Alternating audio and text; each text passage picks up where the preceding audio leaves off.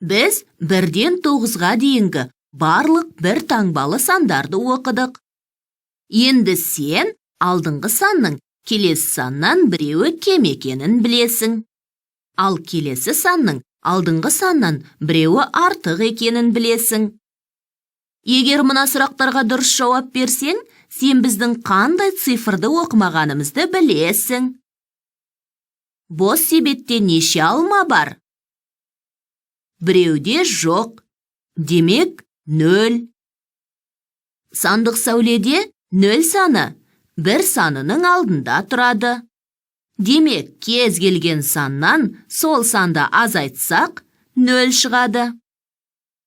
Мысалы, 2-ден 2-ні азайтқанда 0 болады. 6-дан 6-ны азайтқанда 0 болады. 3-тен 3-ті азайтқанда 0 болады. 0 санын жазып үйренейік.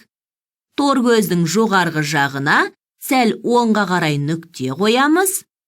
Нүктеден сол жаққа қарай төменгі сызыққа дейін көлбей орналасқан жарты сопақша. Содан соң алдыңғы нүктеге қосамыз.